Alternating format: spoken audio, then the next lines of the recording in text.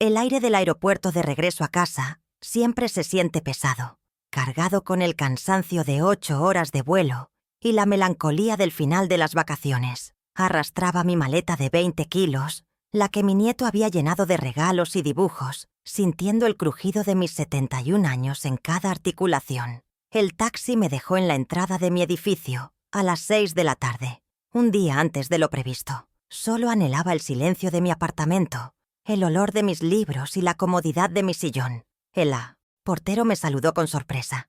«Doña Vilma, qué temprano regresó». Asentí, demasiado agotada para conversar, y tomé el elevador hasta el piso 12, soñando con una taza de té caliente.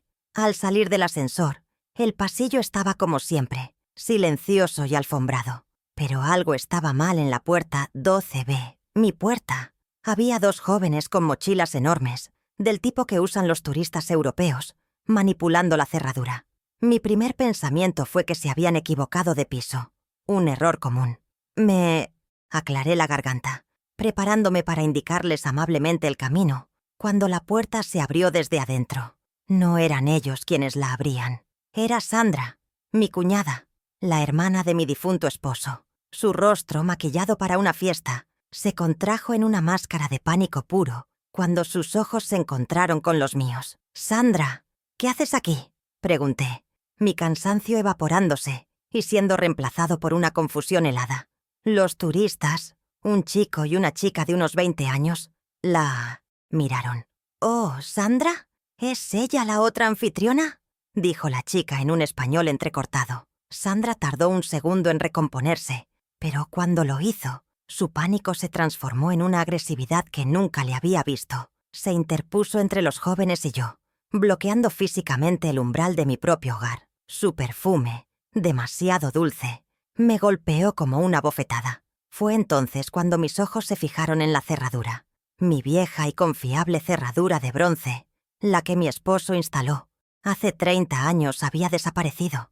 En su lugar, había un teclado digital negro y brillante, con números iluminados. Un aparato que yo jamás había autorizado, que jamás había visto. El objeto pista que lo cambió todo. «¿Qué le hiciste a mi puerta, Sandra?».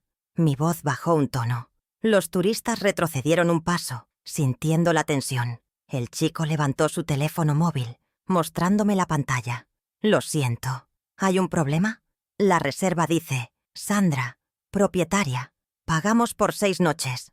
En mi la pantalla, vi una foto de mi dormitorio. Sandra soltó una risa aguda y nerviosa. Luego, su voz se elevó, rebotando en las paredes del pasillo. «Vilma, qué sorpresa. Pero no puedes entrar». La miré, incrédula. «¿Qué no puedo?». Ella me interrumpió, su voz ahora un grito de autoridad impostada. «No puedes entrar. Está rentado. Estas personas pagaron. Vete de aquí, Vilma. Estás haciendo una escena». Señaló mi maleta de 20 kilos con desdén. «Vete a un hotel o algo. Arruinarás mi reputación con los huéspedes». La palabra clave fue mi reputación. La puerta del apartamento 12A, el de los vecinos Rodríguez, se abrió una rendija. Podía sentir sus ojos observándome, observando mi humillación pública.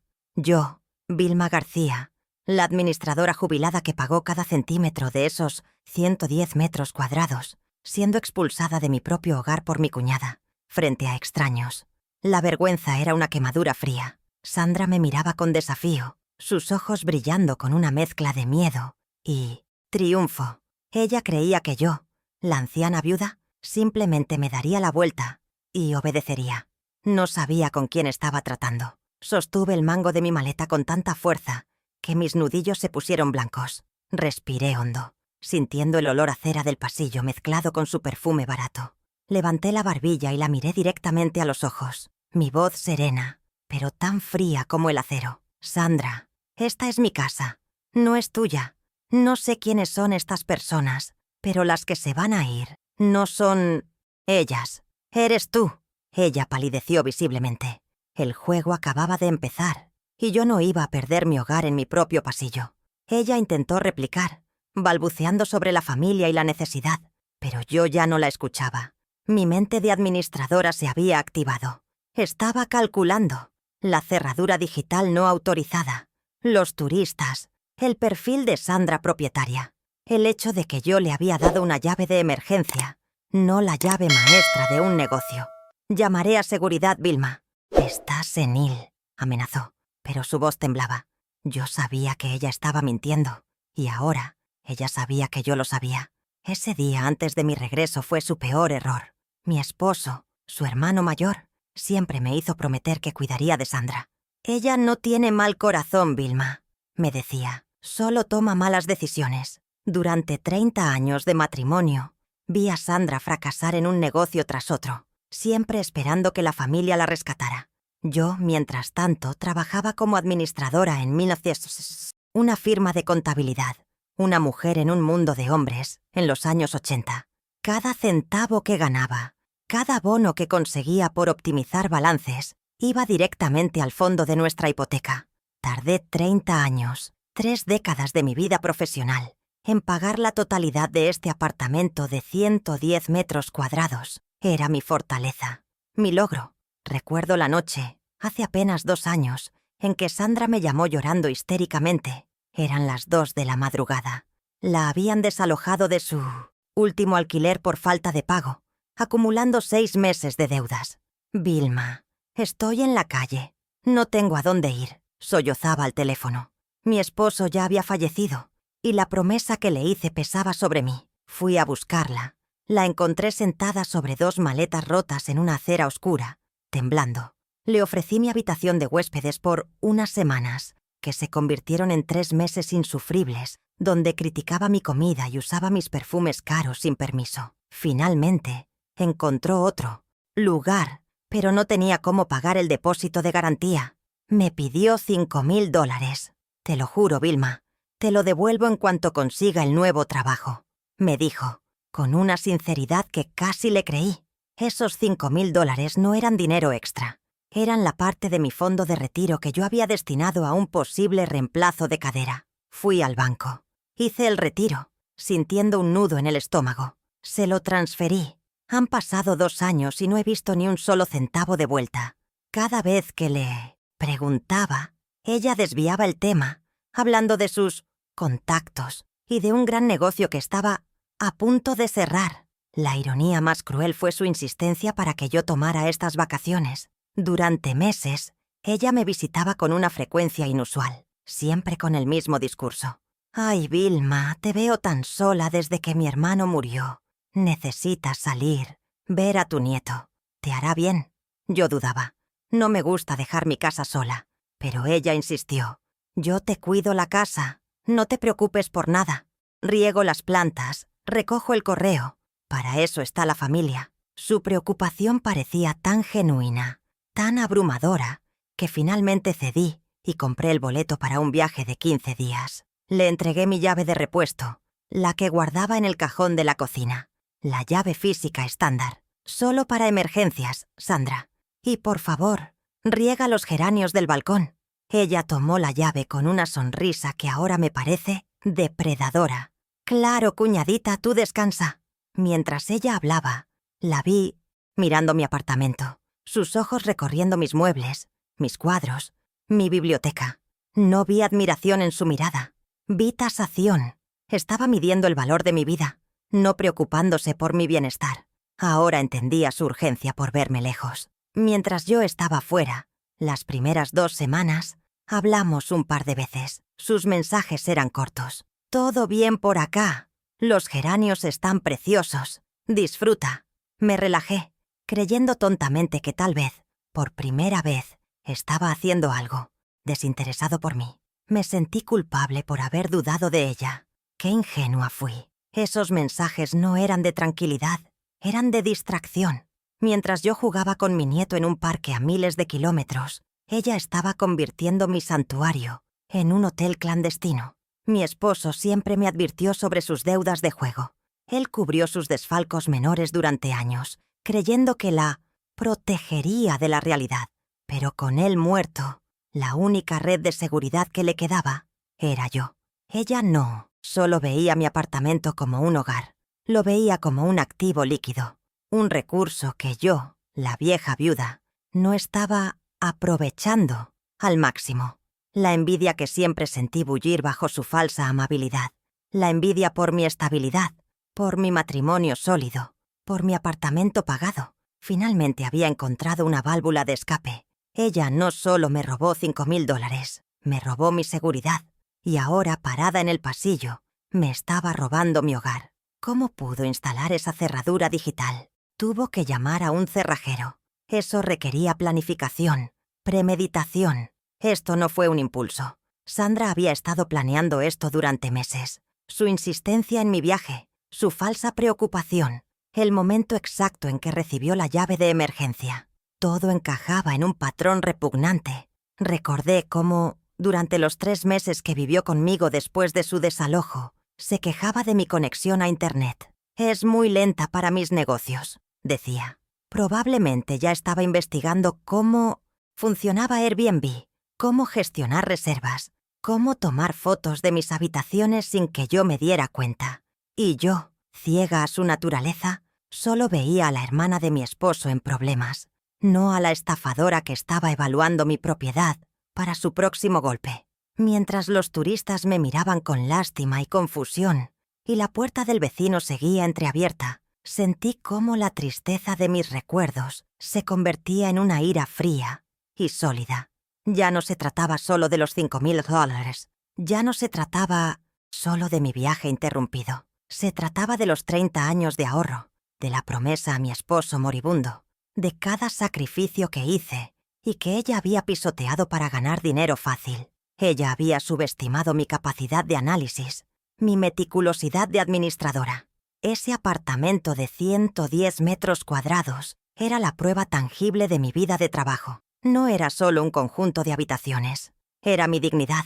Y Sandra, con sus bolsos de imitación caros y su hablar de contactos inexistentes, había intentado quitármelo. Ella pensó que mi dolor y mi soledad me habían vuelto débil. Grave error. La soledad me había dado tiempo para pensar, y mi trabajo me había enseñado a documentar cada centavo. «Sandra», dije finalmente, mi voz tan calmada que incluso yo me sorprendí.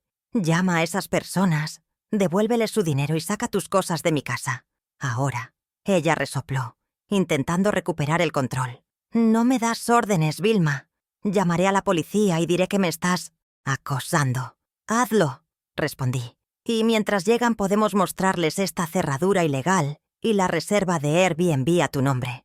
Veremos a quién arrestan por usurpación». El color desapareció de su rostro. Sabía que había perdido la primera batalla, pero yo sabía que la guerra apenas comenzaba. Sandra me miró con odio puro, pero agarró a los desconcertados turistas y los empujó hacia el ascensor, balbuceando algo sobre un terrible error del sistema. Se fueron. Me quedé sola en el pasillo, frente a mi puerta mutilada con ese teclado digital ajeno. Metí la mano en el bolso y saqué la llave de emergencia que yo le había dado a Sandra, la llave física. Por supuesto, ya no servía. El cerrajero que instaló esa cosa electrónica había anulado la cerradura original. Estaba bloqueada fuera de mi propia casa, pero recordé que el pestillo de seguridad interno a veces fallaba. Usando una vieja tarjeta de crédito, y con una habilidad que me sorprendió a mí misma, logré abrir la puerta. El clic del pestillo cediendo sonó como una pequeña victoria amarga. El olor me golpeó primero. No era mi olor. No era el aroma a libros viejos, a geranios y al suave perfume de lavanda que usaba para limpiar. Olía a colonia barata de hombre, a comida recalentada y a la humedad de toallas ajenas. Entré. La maleta que vi en el gancho no era mía. En la mesa del comedor había latas de cerveza vacías y migas de papas fritas sobre mi mantel de encaje, el que me regaló mi madre. Me sentí invadida, violada en 1900, mi espacio más íntimo. Era peor que un robo simple, era una ocupación. Mi hogar se sentía como un escenario de crimen, y yo era la víctima que acababa de llegar. Decidí no quedarme esa noche. Era tácticamente inseguro. Sandra podría volver, quizás con una excusa, quizás con más agresividad. Crucé el pasillo y toqué la puerta del 12A, la de mis vecinos, los Rodríguez. Me abrieron de inmediato, sus rostros una mezcla de pena y curiosidad. Les dije la verdad, sin adornos. «Mi cuñada está alquilando mi apartamento sin mi permiso. ¿Puedo quedarme con ustedes esta noche?» Necesito pensar. Clara, mi vecina, me abrazó y me hizo pasar.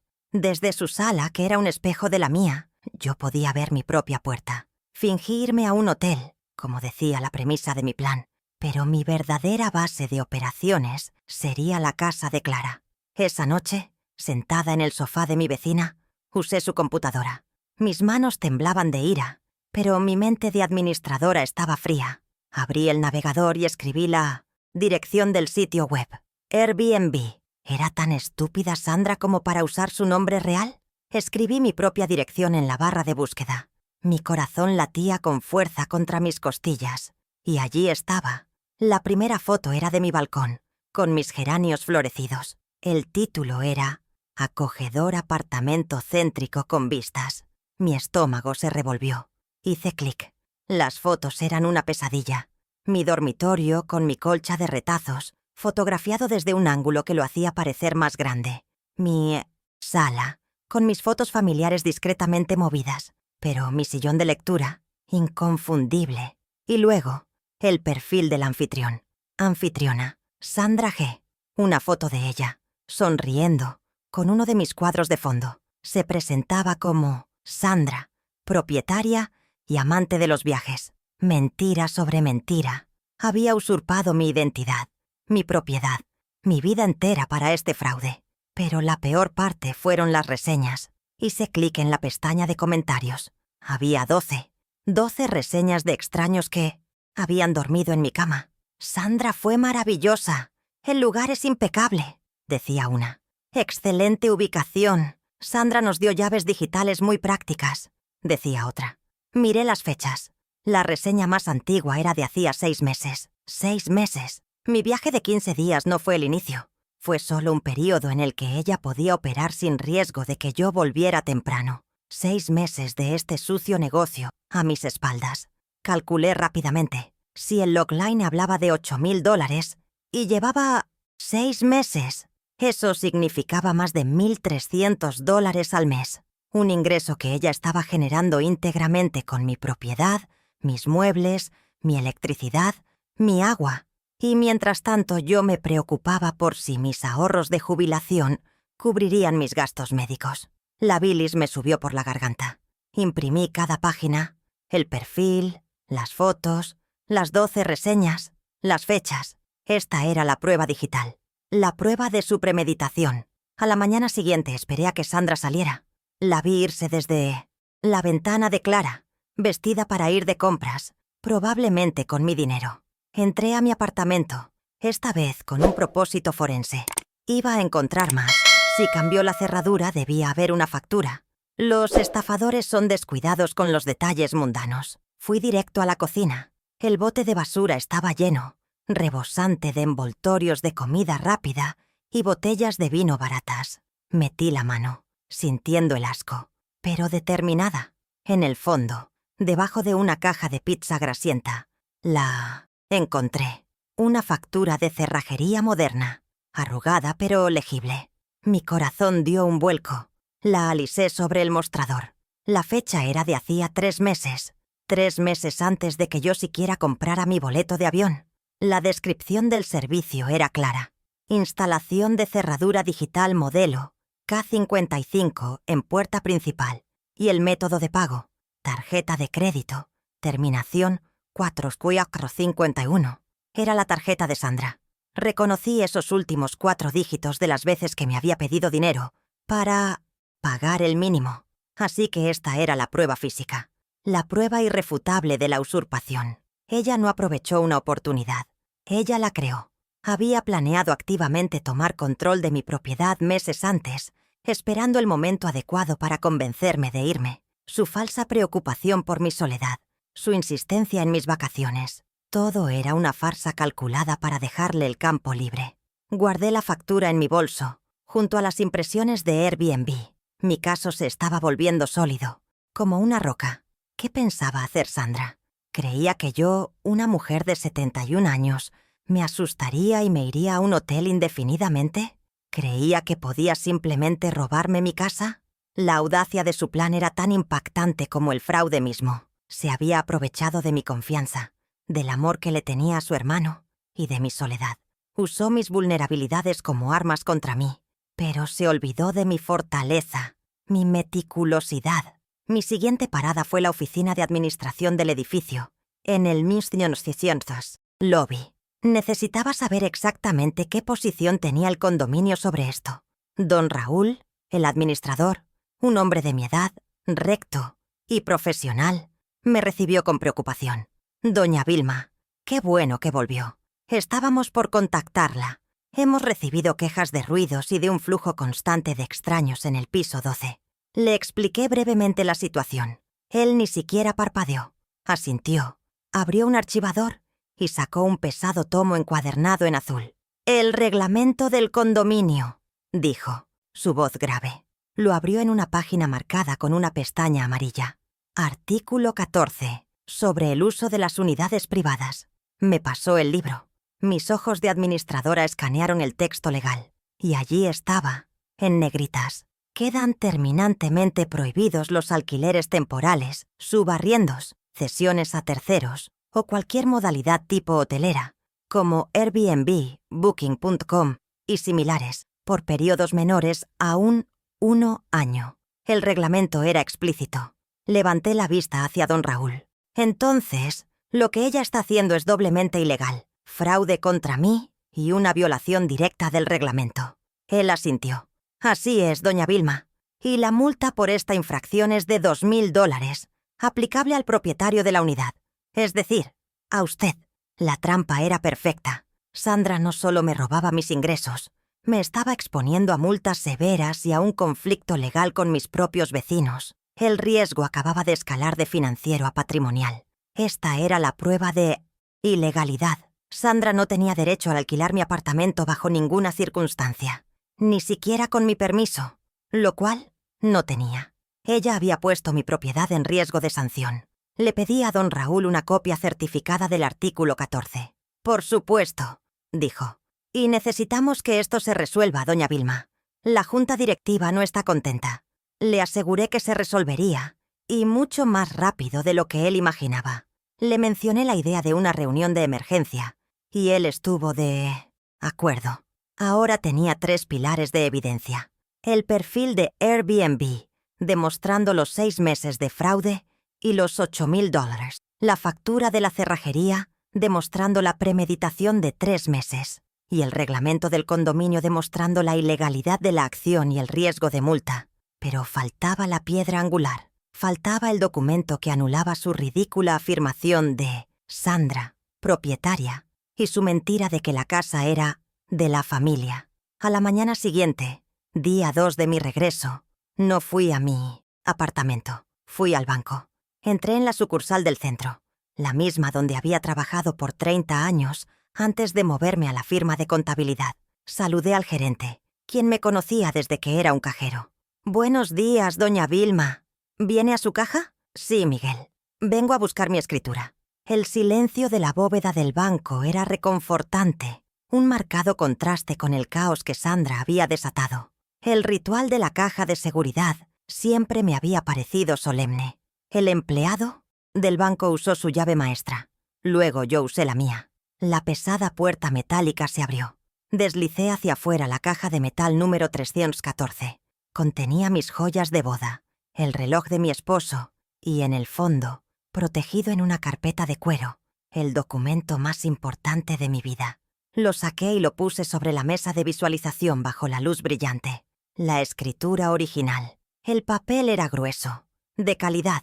El sello del registro de propiedad estaba claro y nítido, pero lo más hermoso era la línea donde decía propietario, mi nombre, Vilma García de Solís, viuda, única y absoluta dueña. No había cláusulas de familia, no había coherederos para ese apartamento.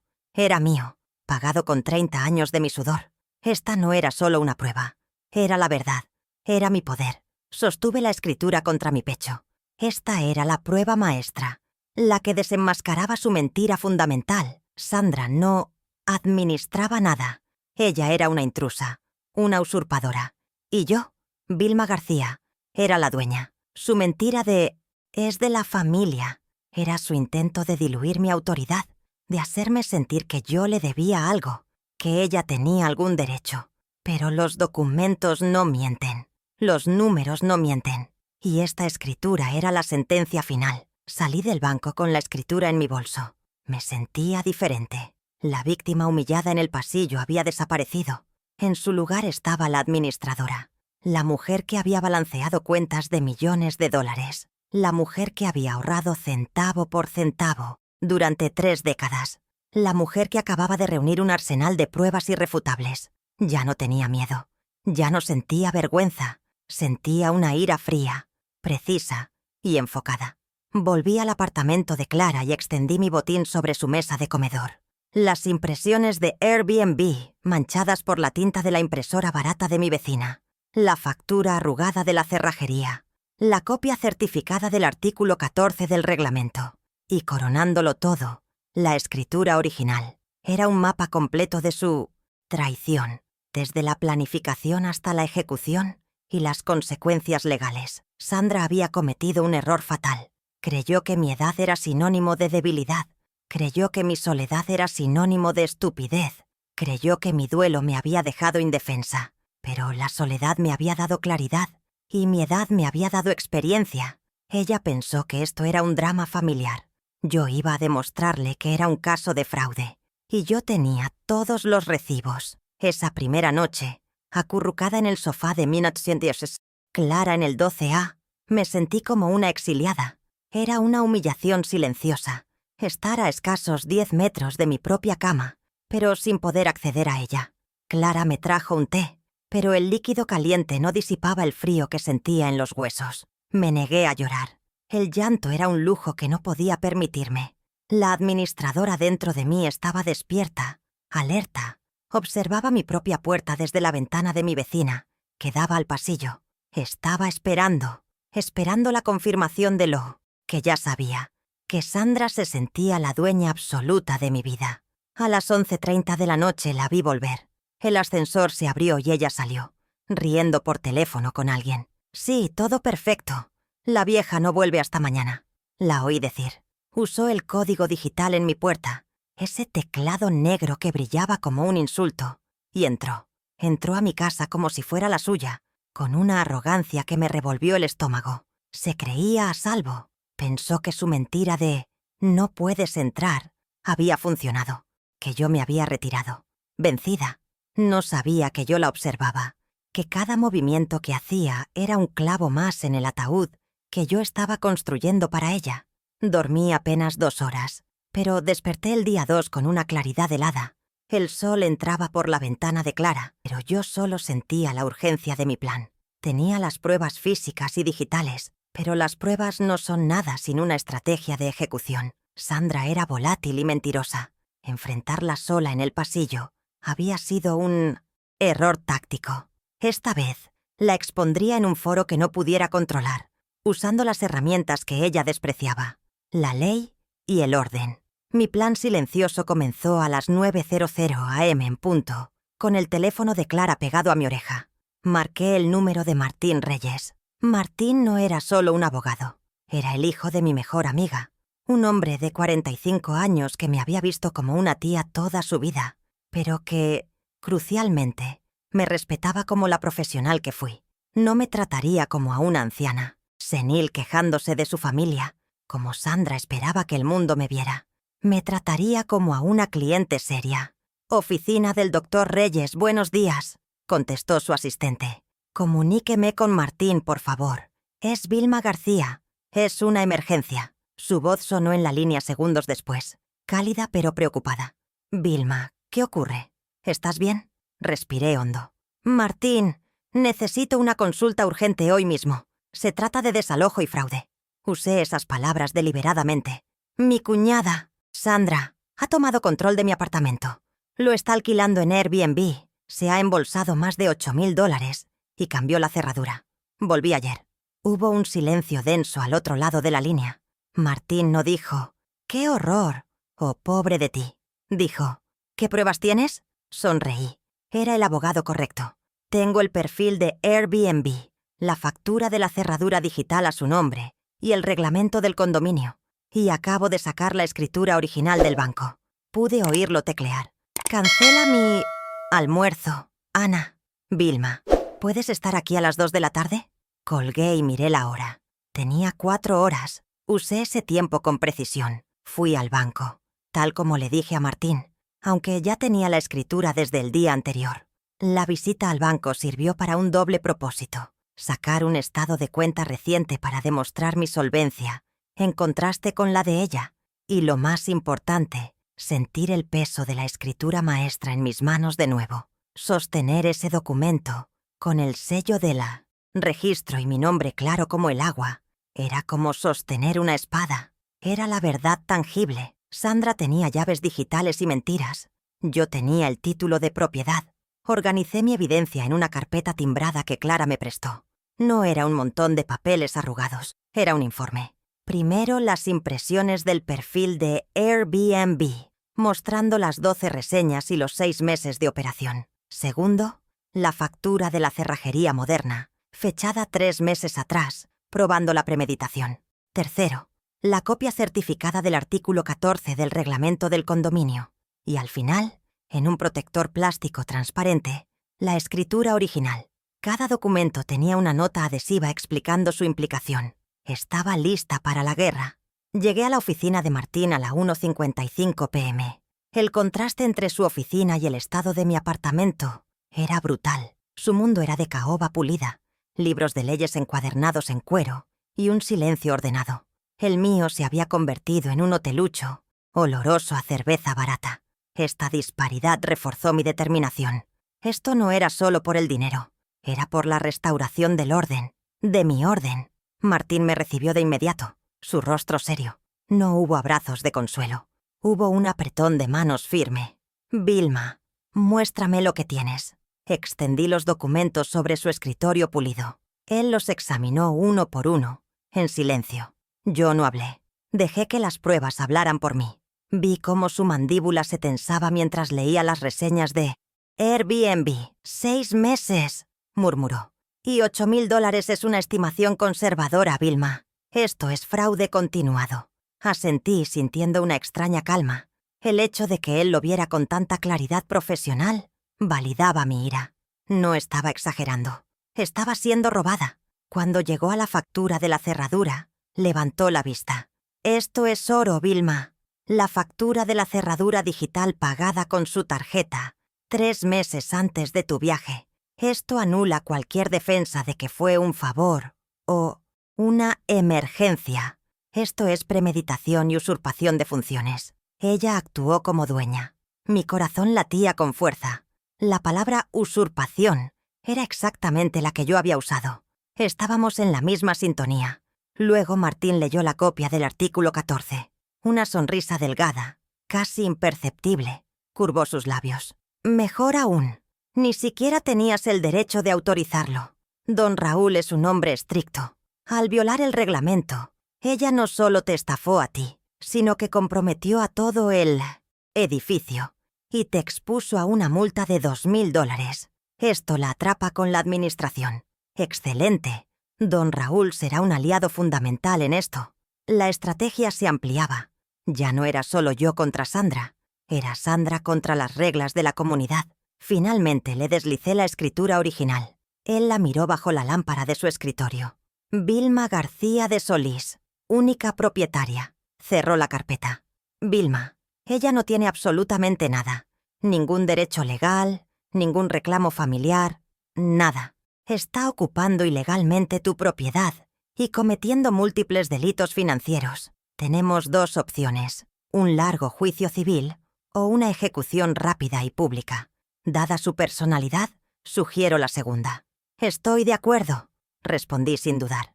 Quiero que esto termine rápido. Martín se reclinó en su silla. Bien, entonces este es el plan. Paso 1. Voy a redactar ahora mismo una notificación extrajudicial. Será un documento legal que detalla cada prueba que me has dado y le da un ultimátum. La devolución total de los $13,000, los $8,000 del Airbnb, más los $5,000 del préstamo anterior, en un plazo de 24 horas, o iniciaremos un proceso penal por fraude, apropiación indebida y usurpación. No le daremos tiempo a pensar. El plazo de 24 horas era música para mis oídos. Paso 2, continuó Martín. No le entregaremos esta notificación en privado. Si lo haces, ella gritará, mentirá, se hará la víctima y tratará de manipularte. Necesitamos testigos. Necesitamos una autoridad que valide mi amenaza y ejecute la consecuencia inmediata. Y tú ya me diste al testigo perfecto, don Raúl y la junta directiva. Mi plan de contactar a don Raúl se alineaba perfectamente con la estrategia legal de Martín. «Esto es lo que harás», dijo Martín, su voz ahora la de un director de orquesta. «Saldrás de aquí e irás directamente con don Raúl. Le pedirás una reunión de emergencia de la junta de condominio para mañana por la mañana. Cítalo textualmente. Tengo un problema grave de seguridad y una usurpación en el 12B que viola el artículo 14. Don Raúl, siendo el hombre de reglas que era, no podría negarse a una solicitud tan grave. El escenario estaría listo. Salí de la oficina de Martín a las 3:30 p.m., con la notificación extrajudicial ya sellada en un sobre y mi carpeta de pruebas bajo el brazo. Me sentía armada. Fui directamente al lobby y solicité ver a don Raúl.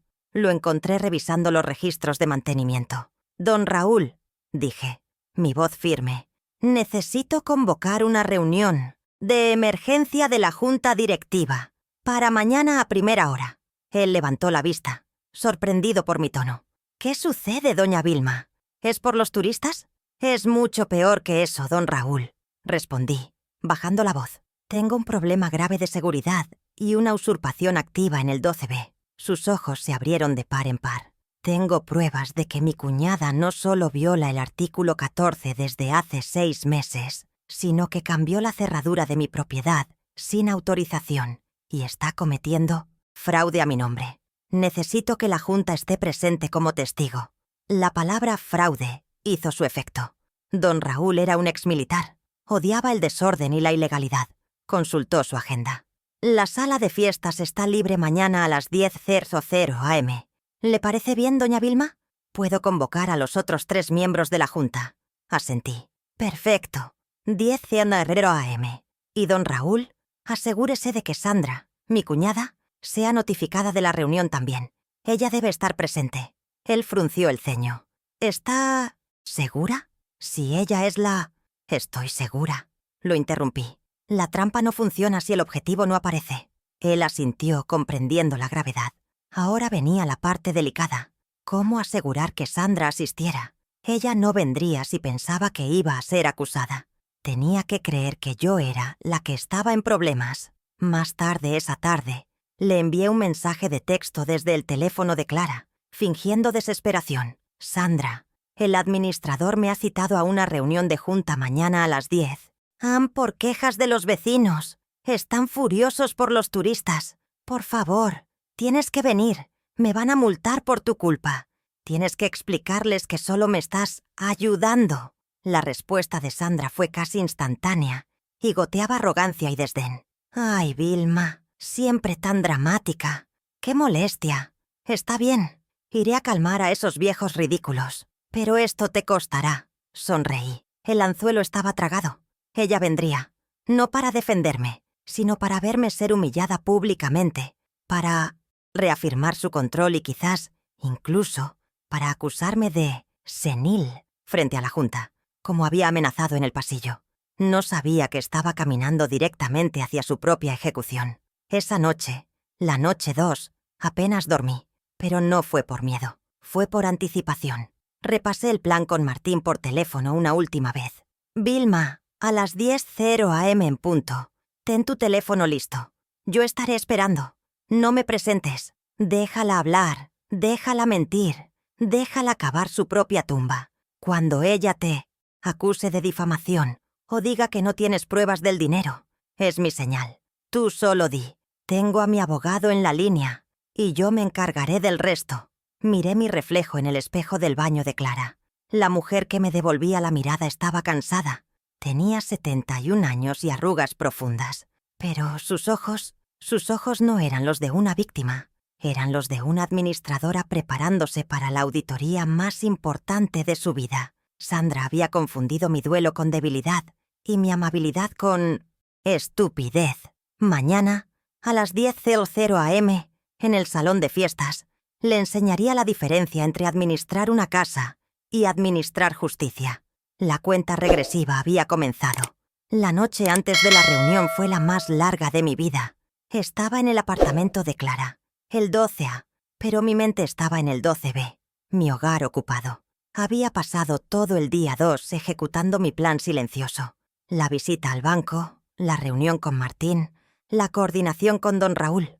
Me sentía agotada, pero con una energía febril. Clara me había preparado una sopa, pero apenas pude probarla. Mi estómago era un nudo de hielo y anticipación. Cada pequeño ruido en el pasillo me hacía saltar. ¿Volvería Sandra? ¿Intentaría hablar conmigo ahora que sabía que la junta estaba involucrada? La trampa estaba puesta. Solo faltaba que la presa entrara. Cerca de las 9 de la noche, mientras revisaba por 10ª vez mi carpeta de pruebas, sonaron los golpes. No fueron en mi puerta. El 12B. Fueron en la puerta de Clara. El 12A. Un golpe seco, autoritario, 3 veces. Clara y yo nos miramos. Era ella. Sandra sabía dónde estaba. Mi vecina se movió para abrir, pero puse mi mano en su brazo. «No, Clara. Es conmigo. Yo me encargo». Caminé hacia la puerta, sintiendo el suelo frío bajo mis pantuflas. Mi corazón no estaba acelerado. Estaba latiendo con una cadencia pesada, deliberada. Respiré hondo y abrí la puerta. Sandra estaba allí, en el pasillo, bajo la luz amarillenta del corredor. Llevaba el mismo bolso de imitación, pero su rostro ya no tenía la arrogancia de la tarde anterior. Estaba pálida y sus ojos tenían un brillo febril. «¿Así que estás aquí?», siseó, su voz baja y venenosa. «Escondiéndote, espiándome desde la casa de la vecina. ¡Qué patético, Vilma!». Intentó sonar intimidante, pero podía oler el miedo bajo su perfume barato. No estaba enojada porque yo la espiaba. Estaba aterrada por la reunión de las 10 am. Mi trampa de texto había funcionado demasiado bien. Ahora ella estaba buscando, desesperadamente, entender qué tan grande era el problema. Se acercó un paso, invadiendo el umbral de Clara. «¿Qué diablos le dijiste a don Raúl? ¿De qué se trata esa estúpida reunión? Me estás haciendo perder el tiempo. Tienes que cancelar. Diles que fue un malentendido. Diles que yo estaba cuidando la casa, que esos turistas eran amigos míos. Arréglalo». Su voz empezó a subir, perdiendo el control. Esta era la Sandra que yo conocía, la que creaba el desastre, y luego exigía a otros que lo limpiaran. Crucé los brazos, bloqueando su entrada visual y física al apartamento de Clara. Esta fue mi pequeña victoria, mi reverso intermedio. No le grité, no la acusé, simplemente la miré con una calma que pareció desarmarla más que cualquier insulto. «No voy a cancelar nada, Sandra». Mi voz sonó extraña en mis propios oídos, serena, pero dura como el mármol. Don Raúl nos citó a ambos, a las 10 am, en el salón de fiestas. Ella me miró, buscando la histeria, la anciana senil que ella quería que yo fuera. No la encontró, solo encontró a la administradora. «¿Y qué se supone que vamos a discutir?», preguntó, su voz ahora con un dejo de súplica. «Las quejas de los vecinos, ¿verdad? Por el ruido. Yo les puedo explicar». Negué con la cabeza lentamente. «No, Sandra, no vamos a discutir el ruido». Hice una pausa deliberada, dejando que el silencio del pasillo la envolviera. «Vamos a discutir el artículo 14 del reglamento del condominio». El color desapareció por completo de su rostro. Ella no sabía que yo sabía del reglamento. Ella pensó que esto era un asunto familiar, no una violación contractual.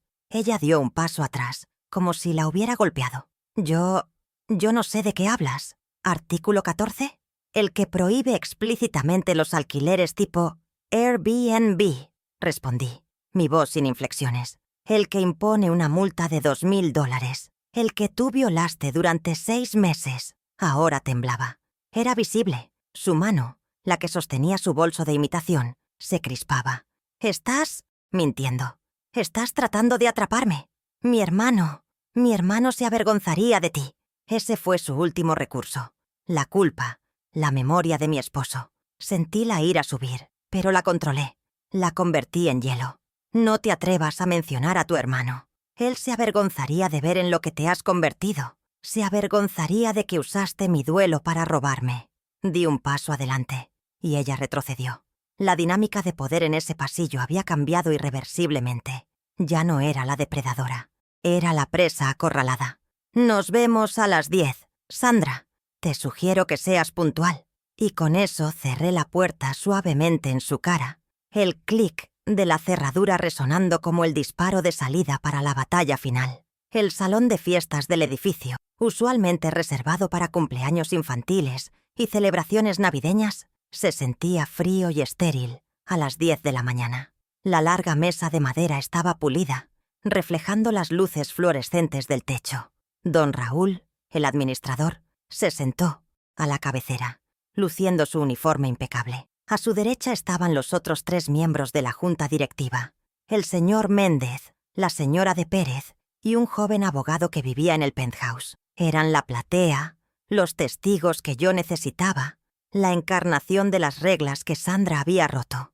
Yo me senté a la izquierda de don Raúl, con mi carpeta de cuero negro, la que usaba en mis días de administradora, frente a mí. Sandra llegó tarde, a las 10:07 am.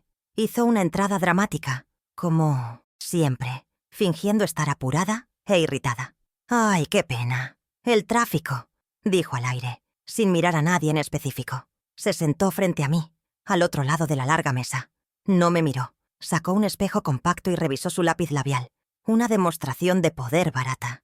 Ella creía que esta era su audiencia, que venía a defender a la pobre Vilma, o más probablemente, a rematarme. No tenía idea de que no era una invitada, sino la única acusada en una audiencia que yo había orquestado.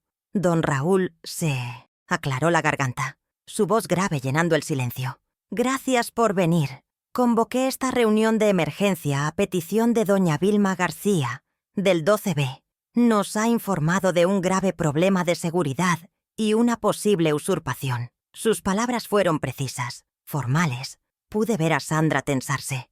La palabra usurpación no estaba en el guión que ella había imaginado. Sus ojos se clavaron en mí con veneno, pero antes de que pudiera hablar, ella tomó la palabra, soltando una risa condescendiente. «Ay, don Raúl, por favor. ¿Usurpación?», se burló dirigiéndose a los otros miembros de la junta con una sonrisa de falsa compasión. «Mi cuñada Vilma. Bueno, ustedes saben, desde que mi hermano murió, no ha estado muy bien». Me señaló con un gesto de la mano. «Está senil. Se le olvidan las cosas. Traje a unos amigos turistas para que le hicieran compañía al apartamento vacío, y ahora se molesta. Está confundida. Honestamente, es un asunto familiar, y es vergonzoso que los moleste con esto». El abogado del penthouse frunció el ceño ante su tono. Dejé que sus palabras colgaran en el aire, que la acusación de senil resonara en las paredes. No reaccioné. Simplemente abrí mi carpeta de cuero con una calma deliberada.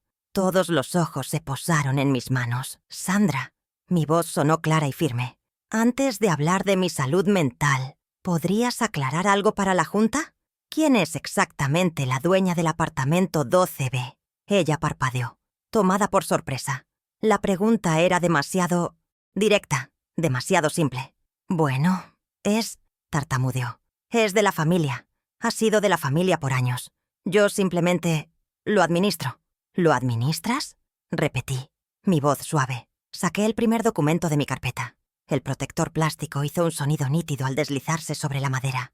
Lo empujé hacia el centro de la mesa, girándolo para que don Raúl y la junta pudieran leerlo. «Porque esta Sandra es la escritura original de la propiedad».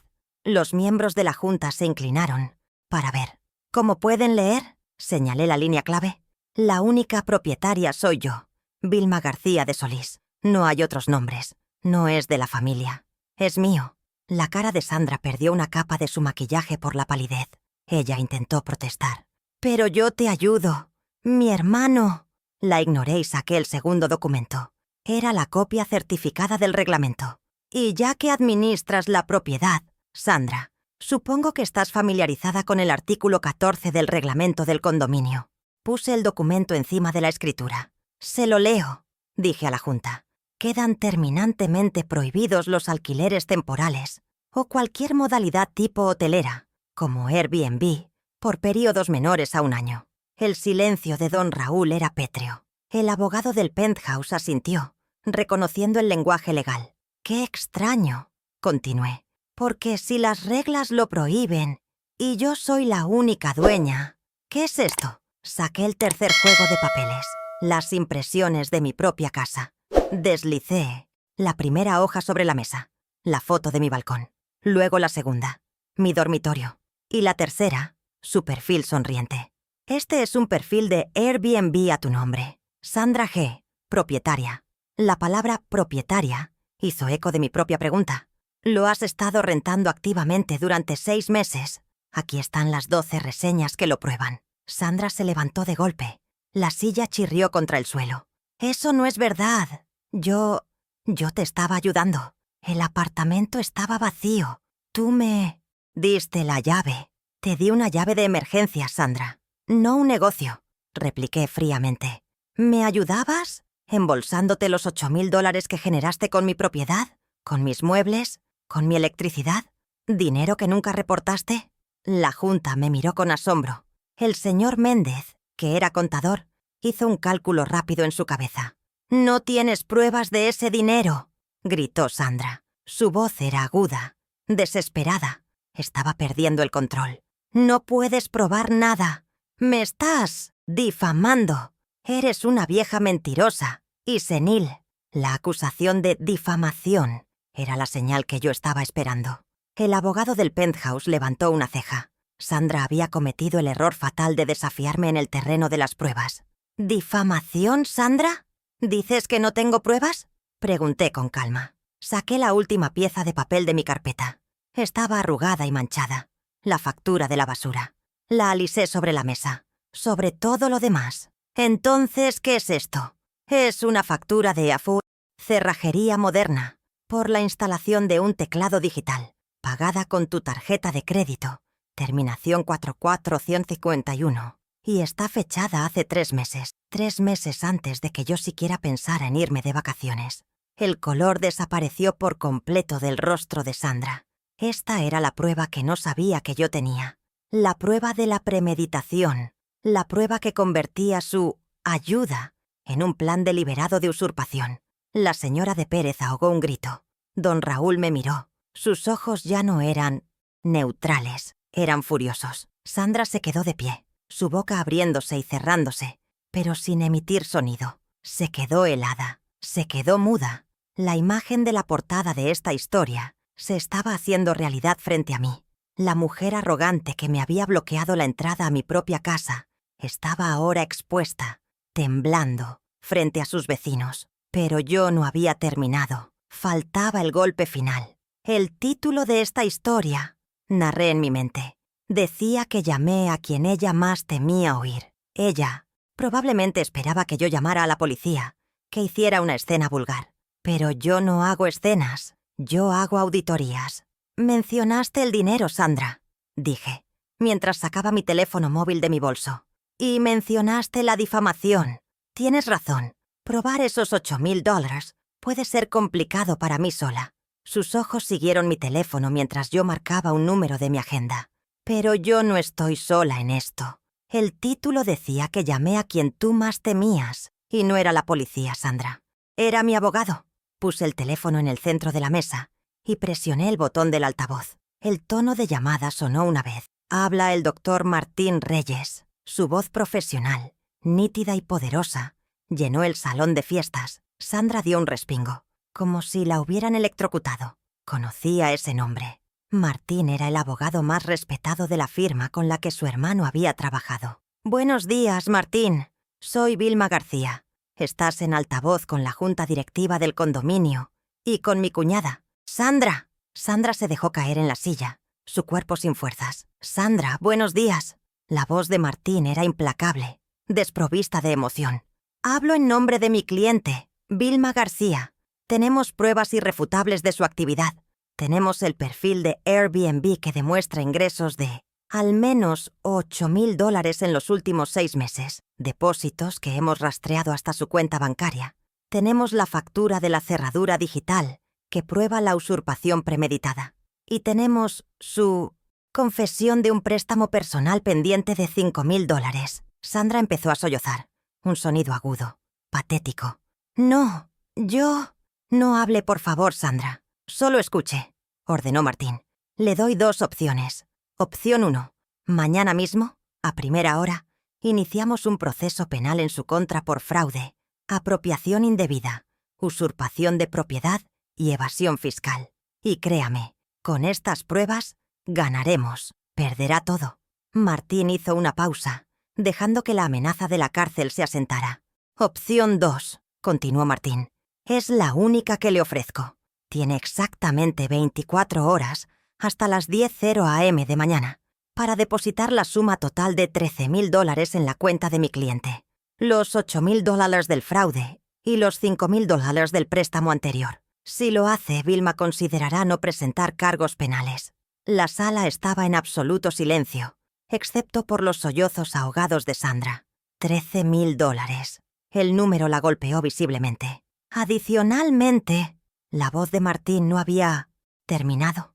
La junta directiva, aquí presente, tiene todo el derecho de proceder legalmente por la violación del artículo 14 y la exposición del edificio a riesgos de seguridad. Don Raúl, le recomiendo que tome medidas inmediatas. Don Raúl asintió, su rostro una máscara de furia controlada. Miró a Sandra con un desprecio que yo nunca le había visto. Gracias, doctor Reyes. Tomaremos el control desde aquí. Colgué la llamada. Sandra estaba destrozada. Su rostro estaba rojo, manchado de rímel. Ya no era la mujer arrogante con el bolso de imitación. Era una criminal atrapada. Me miró, sus ojos suplicando, pero en mi rostro no encontró perdón. Solo encontró el balance final de cuentas. El juego había terminado. La primera consecuencia fue inmediata.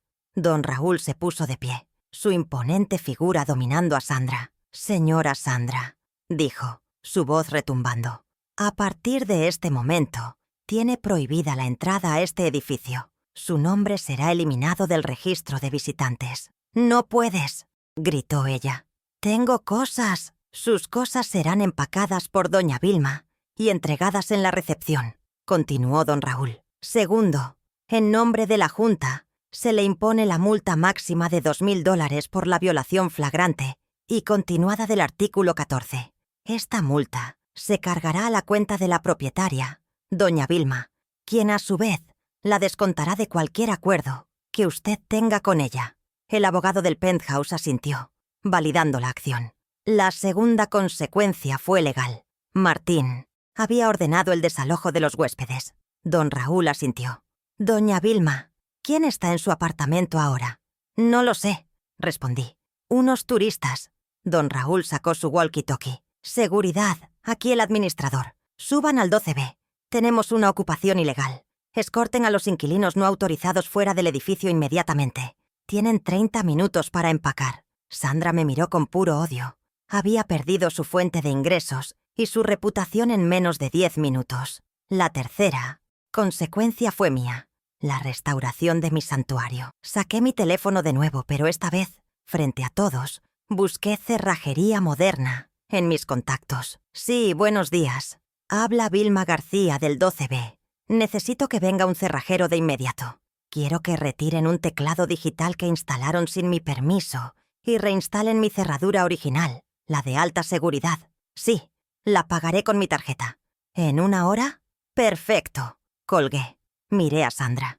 «Perdiste las llaves, Sandra. Todas ellas». La mujer que había intentado declararme senil estaba ahora muda, helada, destruida financiera y socialmente frente a la comunidad que intentó engañar. Los miembros de la Junta la miraban con una mezcla de lástima y repugnancia. Se levantó, temblando, agarró su bolso y salió corriendo del salón de fiestas, sus sollozos resonando en el pasillo. La vi irse, pero no sentí triunfo. Sentí el frío alivio de una fiebre que finalmente se rompe. Mi casa volvía a ser mía. El cerrajero llegó 1 hora después, tal como lo había prometido. Era un hombre joven y eficiente que miró el teclado digital con desdén profesional. «Ah, un K55.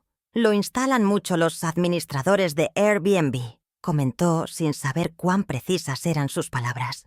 Observé cómo desmontaba el aparato negro, arrancando los cables que Sandra había escondido en el marco de mi puerta. Fue una cirugía rápida. En menos de 30 minutos, el plástico invasor había desaparecido y en su lugar, mi cerradura de bronce de alta seguridad, la que mi esposo y yo elegimos juntos, volvía a brillar. El sonido de la llave física entrando y girando fue el sonido más dulce que había oído en días. Era el sonido del control recuperado. Mientras el cerrajero trabajaba, los guardias de seguridad habían cumplido su orden. Los turistas, visiblemente molestos pero entendiendo que habían sido estafados por Sandra, propietaria, salieron arrastrando sus maletas. No me dirigieron la palabra, pero su mirada de enfado iba dirigida a la memoria de Sandra, no a mí. Cuando mi apartamento quedó vacío, la primera cosa que hice fue abrir todas las ventanas, de par en par. Dejé que el aire fresco de la tarde barriera el olor a colonia barata, a cerveza rancia y a traición. El aire de mi casa tenía que volver a ser mío, oler a mis geranios y a mis libros. Pasé las siguientes 48 horas en un ritual de purificación. No llamé a nadie para que me ayudara. Lo hice yo misma, metódicamente. Lavé cada sábana, cada toalla, cada mantel. Fregué cada plato y cada vaso que esos extraños habían usado. Limpié las huellas digitales de mis espejos y el polvo de sus maletas de mis pisos de madera. No era solo limpieza física, era un exorcismo. Cada centímetro cuadrado de mis 110 metros tenía que ser reclamado. Mientras limpiaba, encontré más rastros de ella. Un recibo de supermercado lleno de licores caros, una revista de moda escondida bajo el cojín de mi sillón. Todo fue a la basura. Sandra, por supuesto, no pagó en el plazo de 24 horas. Era predecible. Martín inició la demanda penal al día siguiente, tal como lo prometió. Sin embargo, 2 días después, recibí una llamada desesperada, no de ella, sino de su hijo, mi sobrino, quien vivía en otra ciudad y no tenía idea del desastre. Estaba horrorizado. «Tía Vilma, por favor, detén esto. Mi mamá me lo contó todo. Es una vergüenza. Yo conseguiré el dinero». Vendió su auto. Una semana después, los $13,000 estaban en mi cuenta. Retiré los cargos penales, pero el acuerdo de pago firmado en la oficina de Martín se mantuvo vigente. Una garantía contra futuras estupideces. La vida en el edificio cambió. La noticia de la reunión de la junta se esparció como pólvora silenciosa. Mis vecinos, que antes me saludaban con una cortesía distante, ahora me miraban con un nuevo respeto. Don Raúl me saluda con un asentimiento casi militar cada vez que me ve. Ya no soy solo Doña Vilma, la viuda del 12B. Soy la mujer que defendió su propiedad con la ley en la mano. La señora de Pérez me trajo un pastel al día siguiente, como ofrenda de paz por haber dudado de mí. Mi humillación en el pasillo se había transformado en una leyenda de autoridad silenciosa. He establecido nuevos límites, tan claros y firmes como mi nueva cerradura. Mi puerta está cerrada para Sandra, literal y figurativamente. El acuerdo legal que firmó mi sobrino para pagar la deuda incluía una cláusula de restricción. Sandra tiene prohibida la entrada al edificio sin mi autorización expresa y por escrito, la cual nunca será concedida. Mi sobrino puede visitarme cuando quiera, pero ella no. La línea familiar se ha redibujado, no con sangre, sino con las líneas claras de la confianza y las consecuencias. Ya no hay grises. Mi rutina ha vuelto, pero está transformada. Me despierto a las 6, como siempre, pero ahora mi café de las 8 de la mañana en el balcón tiene un sabor diferente. Sabe a victoria, sabe a seguridad. Mientras riego mis geranios, esos que Sandra decía cuidar, mientras traficaba con mi vida, siento una profunda sensación de paz. Mi apartamento ya no es solo mi hogar, es mi fortaleza, un santuario que defendí y recuperé con mis propias armas. Mi mente, mi meticulosidad y 30 años de trabajo impecable. El orden ha sido restaurado. Ya no temo a la soledad. Ese viaje que Sandra usó como arma me enseñó algo valioso. La soledad no me hace vulnerable, me hace observadora.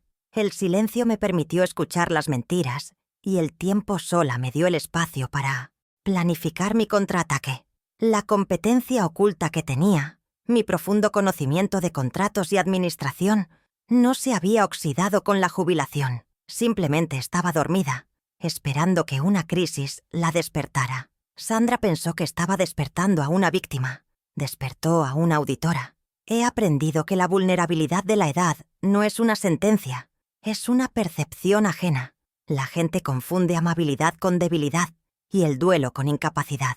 Dejé que Sandra me viera como la pobre viuda, porque era más fácil que mostrarle a la mujer que había equilibrado millones en los libros contables. Mi mayor error no fue confiar en ella, fue permitir que su percepción de mí nublara mi propio juicio sobre ella. Nunca más permitiré que la narrativa de nadie me defina, especialmente no la de aquellos que buscan aprovecharse de mí. Mi vida ahora es más tranquila, pero también más firme. He actualizado mi testamento con Martín, asegurándome de que cada activo esté protegido y cada deseo sea explícito. He instalado un pequeño sistema de cámaras en mi entrada, no por miedo, sino por prudencia. La confianza es un recurso valioso, y he aprendido a invertirlo solo en aquellos que han demostrado merecerlo, como Clara, mi vecina, o Martín, mi abogado.